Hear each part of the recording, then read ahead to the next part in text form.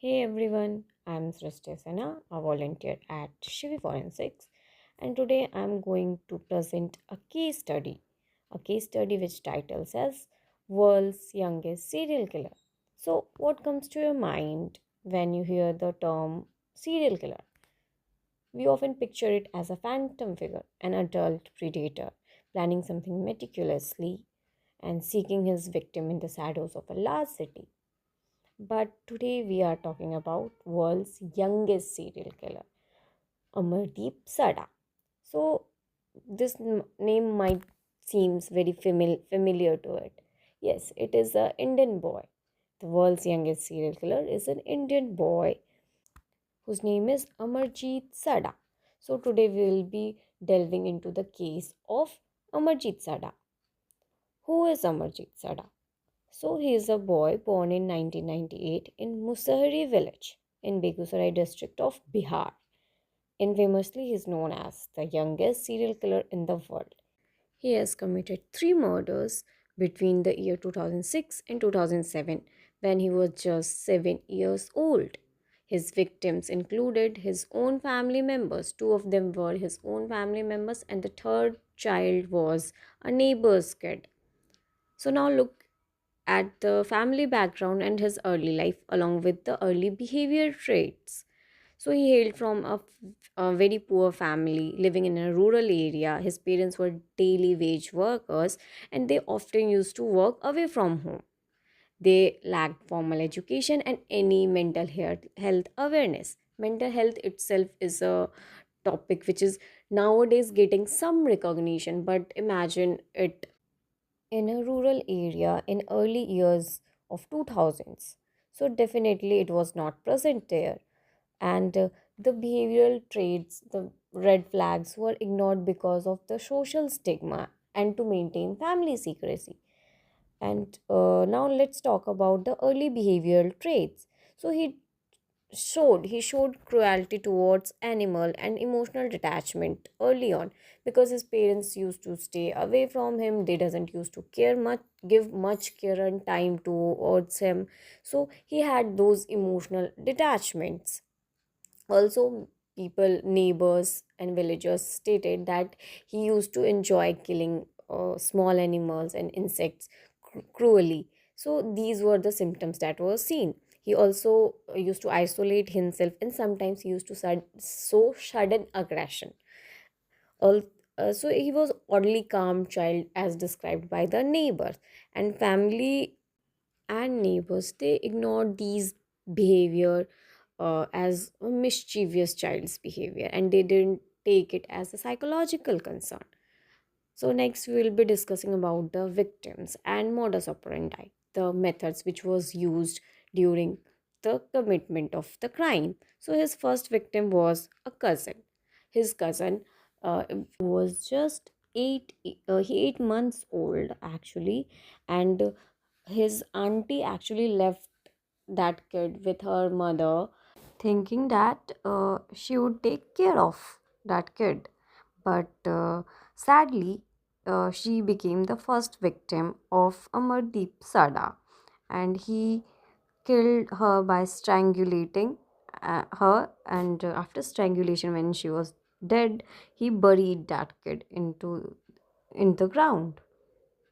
And later on, when his parents asked him about the whereabouts of the cousin, he just told them. And instead of taking any professional help or filing a complaint about his kid, they just covered it up as they just stated to the auntie that the kid was not well and died of some disease. So this is how they covered up.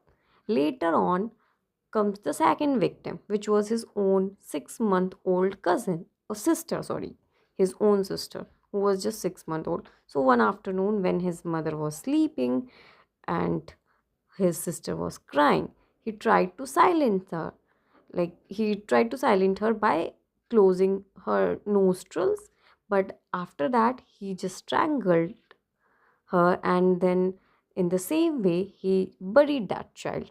And when his mother woke up and found the child missing, he asked him about his sister, and he told everything. He told that he he had buried his sister, and again he was beaten up. Even when he committed the first crime, he was beaten up, and again he was beaten up for his mischievous behavior, according to his parents. And that's how he started kind of repeating the pattern.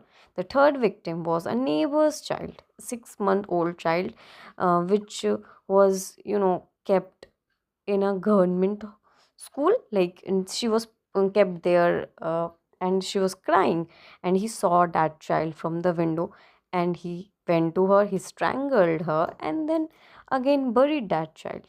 When the villagers found that the child was missing, someone said that they saw that child with Amardeep, and that's how he was that's how his crime was revealed. Now, let's see the key observations of this case. So, all the victims were infant, and of course, like, he was just a child. He was a 7-year-old, and his victims were much younger than him. They were all infants, 6-month old or 8-month old. They were all weak, helpless, and they were easy to access. Like, two of them were present at the home, and third one was his neighbor, right? So he was able to show complete dominance over them, and killing occurred in the locality, like, so in the absence of any kind of fear or foresight, he was completely fearless. He also, when no professional help was taken, so he was just beaten up by the parents, so he started repeating the same pattern. And because of his psychological issues, he derived pleasure, and he had that, like, dominance feeling, and he got satisfaction post feeling. Those were the sadistic impulse shown by him. Now let's look at the sequence of events and psychological evaluation. So the crime came into the picture after the final crime, the neighbor's baby killing. When the neighbor's baby got missing, the third child, the third victim actually, he was questioned by the villagers, and then he guided villagers to the crime site where he buried those child with no signs of guilt, and then the police complaint was filed against him. And also during the interrogation, he said he showed no remorse or no guilt. He was asking for biscuits. He actually was asking for big biscuits for telling the truth. He said, "If you give me biscuit, then only I'll tell you that what I did," and that too in a very calm way. And he also stated that he liked doing that, which kind of shows his emotional numbness, and which shows how, like, what kind of thrill he was getting. So, the psychologist diagnosed him as a sadist personality with conduct disorder. A sadist person is someone who gets pleasure by hurting other, and the conduct disorder is something when a child or a teenager kind of repeats a pattern to break societal rule to get pleasure. Yeah, these things were evaluated by the psychologist. After examining his behavior, he also showed lack of empathy and remorse and any kind of fear. Uh, so these were the early onset of psychopathic traits. The possible influence for his behavior were told as genetic or maybe environmental neglect. The kind of environment he used to live, they used to neglect the red flag behavior of a child as a mischievous child's behavior. So and also the early detachment from emotional detachment from the parents.